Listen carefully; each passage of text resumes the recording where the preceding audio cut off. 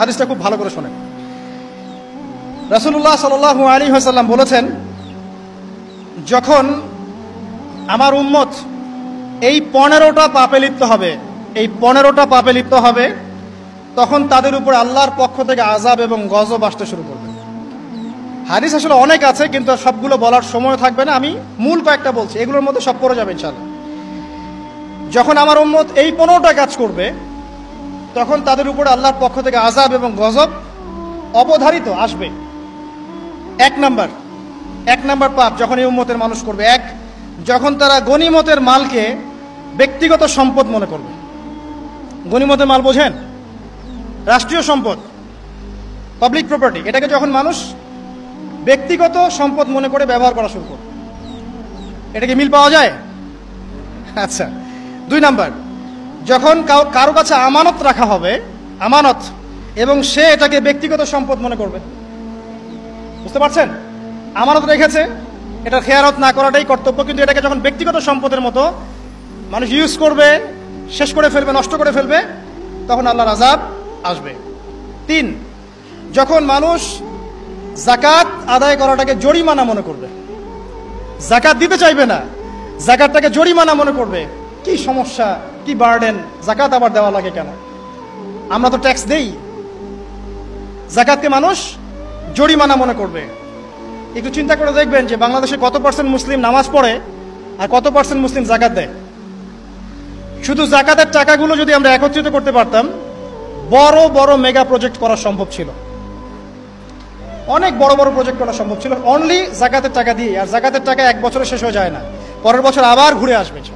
ঠিক আছে, ইসলামিক ইকোনমিক্সের বেসই হলো যাকাত। এটা নিয়ে আমরা ইনশাল্লাহ আরেকদিন কথা বলব।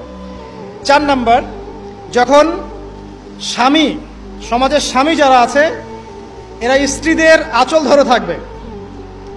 বুঝতে পারছেন? স্বামী স্ত্রীর আঁচল ধরে থাকবে, মানে স্ত্রীর অনুগত, স্ত্রী যা বলবে তাই। আচ্ছা, গায়রত নাই, মানে স্বামী পুরুষত্বের গায়রত নাই।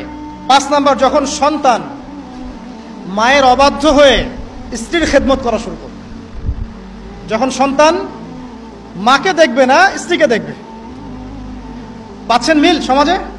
আচ্ছা। 6 নাম্বার, যখন বাবার পরিবর্তে, পিতা, বাবার পরিবর্তে মানুষ বন্ধুদেরকে সম্মান করা শুরু করবে। বাবাকে সম্মান করবে না, ফ্রেন্ড সার্কেলকে সম্মান করবে।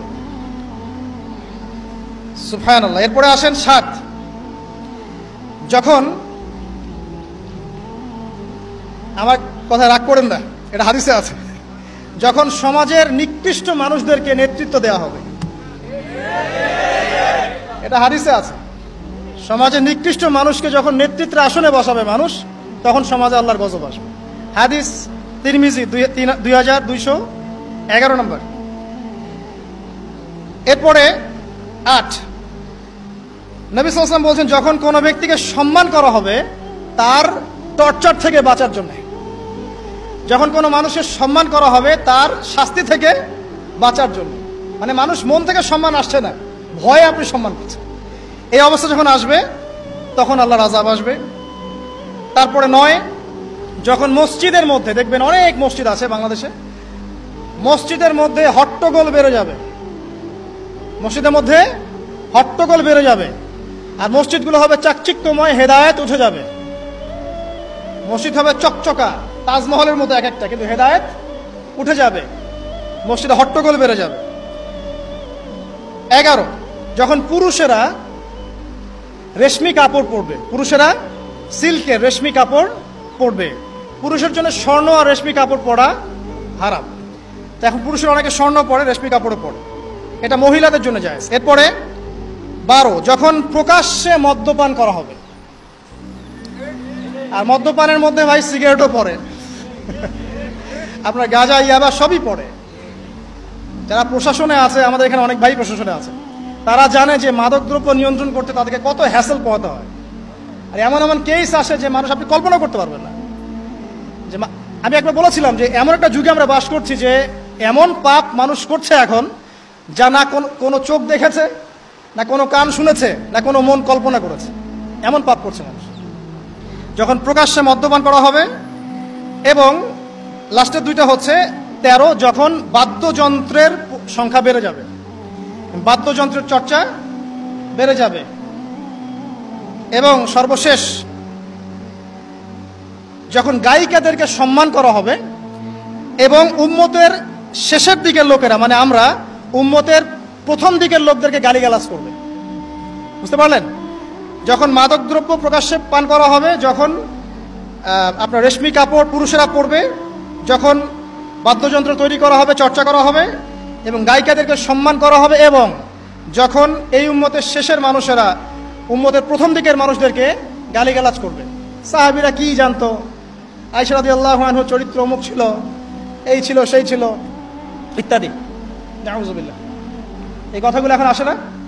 এই হাদিসে যে 15টা পয়েন্ট আছে, আমি বেশি হাদিস আনি নাই, আমি নিজে পড়েছি সবগুলোই, কিন্তু আনিনি বেশি হাদিস, এতগুলো বলার সময় নাই। এই একটা হাদিস কি যথেষ্ট না? হাদিসের রাবি আলী রাদিয়াল্লাহু আনহু তিনি বলছেন, যখন এই আমলগুলো সমাজে বেশি বেশি চালু হয়ে যাবে, তখন কি হবে? নবী সাল্লাল্লাহু আলাইহি ওয়াসাল্লাম বলছেন যে তখন জমিনের মধ্যে আল্লাহর পক্ষ থেকে গজব আসবে। কি কি? 1 নাম্বার, প্রবল ঘূর্ণিঝড়, জলোচ্ছ্বাস। 2, আগুনও বর্ষণ হতে পারে, হাদিসে আসছে। 3, ভূমিকম্প হবে বেশি বেশি। 4, মানুষের আকৃতি পরিবর্তন হয়ে যাবে, মানুষের আকৃতি পরিবর্তন হয়ে যাবে। এই হাদিসটা আমি আপনাদের জন্য এনেছিলাম। এরপরে আসেন, আরেকটা হাদিস আছে, এইটাতে যাওয়ার আগে আমি কোরআনের একটা আয়াতে যাচ্ছি, সূরা রুমের 41 নম্বর আয়াত। আল্লাহ পাক এই আয়াতে বলছেন আযাব নাজিল হওয়ার একটা কারণ, যাহারাল ফাসাদু ফিল বাররি ওয়াল বাহরি বিমা কাসাবাত আইদিন নাস, এটা একটা কারণ।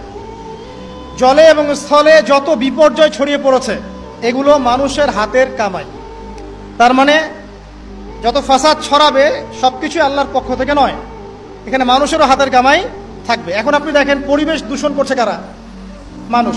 বনভূমি উজাড় করছে কারা? মানুষ। এই যে কার্বন মনোক্সাইডের পরিমাণ বাড়ছে বাতাসে, এগুলো কারা বাড়াচ্ছে? জিন, মানুষ। অর্থনীতির মধ্যে ফাসাদ কে করছে? সুদের মধ্য দিয়ে অর্থনৈতিক সিস্টেমে ফাসাদ কে ডেকে এনেছে? মানুষ। যাকাত বন্ধ করছি কারা? আমরা, তাই নয় কি?